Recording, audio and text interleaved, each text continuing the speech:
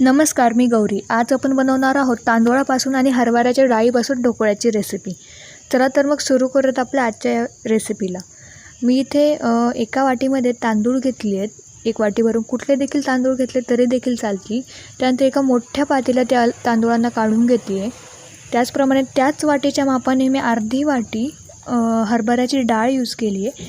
या डाळीत मस्त पाणी टाकून तांदूळ आणि डाळ मस्त धुवून घ्यायची. आपल्याला 5 ते 6 पाण्यांनी मस्त स्वच्छ धुवून घ्यायची आहे. ही धुवून झाल्यानंतर त्यामध्ये पुन्हा 2 ग्लास पाणी टाकून दिलं आहे मी भिजण्यासाठी आणि याला मस्त 5 ते 6 तास भिजू द्यायचं आहे आपल्याला. 5 ते 6 तासानंतर तुम्ही बघू शकता आपली डाळ आणि तांदूळ किती मस्त फुगले गेले आहेत, भिजले गेले आहेत. तुम्ही बघू शकता डाळ हातात घेतली तरी लगेच तुटली जाते, म्हणजे आपली डाळ मस्त भिजली गेली आहे. त्यानंतर मी मिक्सरचं भांडं घेतलं आहे. त्यामध्ये डाळ आणि तांदूळ टाकून घेते आणि हे आपल्याला दळून घ्यायचं आहे. हे मिक्सरमध्ये बारीक करताना तुम्हाला जर पाण्याची गरज वाटली तर तुम्ही यातलंच पाणी यूज करा. दुसरं वेगळं पाणी यूज करायची गरज नाही आहे. हेच पाणी टाकलं तरी देखील चालेल. त्यानंतर यामध्ये मी 2 चमचे दही टाकून घेते. माझं दही जास्त आंबट आहे म्हणून मी 2च चमचे टाकते. तुमचं जर दही जास्त आंबट नसेल तर तुम्ही जास्त दही टाकलं तरी देखील चालेल.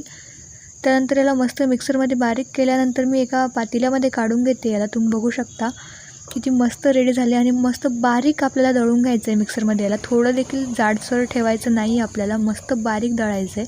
त्यानंतर माझं मिक्सरचं भांडं छोटं आहे त्यामुळे मला 2 टाईम याला मिक्सरमध्ये बारीक करावं लागलं. तुमचं मोठं असेल तर तुम्ही 2दा बारीक म्हणजे एकाच वेळेस बारीक केलं तरी देखील चालेल.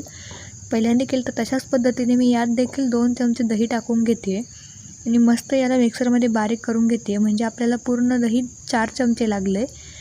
त्यानंतर तुम्ही बघू शकता हे देखील मस्त रेडी झालं आहे. आता आपल्याला याला मिक्स करून घ्यायचं आहे एकदा पुन्हा आणि आपल्याला याला 10 ते 12 तास असंच ठेवून द्यायचं आहे झाकण ठेवून, म्हणजे फर्मेंट करायला ठेवायचं आहे. मी याला रात्रभर ठेवलं होतं. रात्रभर याला ठेवू शकता तुम्ही किंवा कसंही ठेवू शकता. रात्रभर ठेवल्यानंतर तुम्ही बघू शकता मस्त जाळीदार झालं आहे आपलं हे पीठ. तुम्ही बघू शकता किती जाळी आली आपल्या पिठाला. ह्या मस्त मिक्स करून घ्यायचं आहे याला 2 मिनटं तरी. हे मिक्स केल्यानंतर आपल्याला मिक्सरचं भांडं घ्यायचं आहे. त्याआधी तुम्ही बघू शकता याला किती मस्त जाळी पडली गेली आहे पिठाला. त्यानंतर मिक्सरचं भांडं घेतल्यानंतर मी त्यामध्ये 4 मिरच्या टाकून घेते, 3 लसणाच्या पाकळ्या टाकते आणि थोडंसं आलं देखील घेतलं आहे मी. या सर्वांना मिक्सरमध्ये बारीक करून घ्यायचं आहे. आपल्याला याला पाणी न टाकता बारीक करून घ्यायचं आहे. आणि तुम्ही बघू शकता मस्त आपलं लसूण, आलं आणि मिरचीची चटणी रेडी आहे. ती यामध्ये टाकून देऊयात आपण ह्या आपल्या ढोकळ्याच्या पिठामध्ये. हे टाकल्यानंतर आपल्याला त्यामध्ये मीठ टाकून घ्यायचं. मी यामध्ये चवीनुसार मीठ टाकते. त्याचप्रमाणे आपल्याला यामध्ये हळद देखील टाकून घ्यायची आहे. त्याआधी मी थोडीशी साखर टाकते. साखरेने ढोकळा गोड होत नाही पण टेस्ट बॅलन्स होते, त्यासाठी मी ते साखर टाकली. त्यानंतर हळद टाकून घेतली आहे आणि हळद थोडीच टाकायची, नाही तर आपला ढोकळा लालसर पडतो. आणि हळदीच्या ऐवजी तुम्ही येलो कलरचा फूड कलर टाकला तरी देखील चालेल. त्यानंतर इथे थोडासा सोडा टाकला आणि त्यावर थोडंसं पाणी टाकून घेते आणि मस्त मिक्स करून घेते. तुम्हाला जर तुमचं बॅटर जास्त थिक झालं असेल असं वाटत असेल तर तुम्ही थोडं पाणी यामध्ये टाकू शकता, पण कन्सिस्टन्सी अशीच ठेवायची मी दाखवते तशी. बघू शकता मस्त जाळी पडली आपल्या ह्या पिठाला. त्यानंतर एका ताटामध्ये मी आधीच तेल लावून ठेवलं होतं ताटाला. त्यामध्ये हे सर्व बॅटर टाकून घेते. सोडा टाकल्यानंतर आपल्याला ही प्रोसेस फास्टमध्ये करायची आहे, तरच आपला ढोकळा फुगला जातो. 30 सेकंदच्या आत आपल्याला हे सर्व करायचं आहे. म्हणजे सोडा टाकल्यानंतर पटकन मिक्स करायचं आणि ताटामध्ये ट्रान्सफर करायचं. आणि आधीच कढईमध्ये मी पाणी गरम करायला ठेवलं होतं, त्यावर हे पटकन ठेवून द्यायचं आणि झाकण लावून द्यायचं लवकर वरतून. तुम्ही बघू शकता अशा पद्धतीने झाकण ठेवल्यानंतर आपल्याला मला करेक्ट 12 मिनिट लागले. तुम्हाला 10-12 मिनिट लागू शकता, तुमच्या बॅटरवर आहे ते. त्यानंतर हे ढोकळा बाजूला काढून ठेवला आहे. त्यानंतर पॅनमध्ये तेल टाकलं आहे. तेल मस्त गरम झालं आहे. त्यामध्ये हिरवी मिरची टाकून घेतली आहे. थोडासा बारीक चिरलेला कढीपत्ता टाकला आहे आणि 2 मोठे चमचे भरून मी इथे मोहरी टाकून घेतली आहे. मोहरी उडू नये म्हणून त्यावर ताट ठेवलं आहे मी थोडा वेळ. आणि त्यानंतर ताट काढते. असं थोडंसं जळू नये म्हणून थोडंसं हलवून घेतलं आहे. त्यानंतर यामध्ये मी पटकन असं पाणी टाकून घेते जळू नये म्हणून. आणि पाणी टाकल्यानंतर आपल्याला यामध्ये थोडीशी साखर टाकायची टेस्ट बॅलन्स होण्यासाठी. थोडंसं मीठ टाकायचं आणि याला मस्त मिक्स करून घ्यायचं आहे.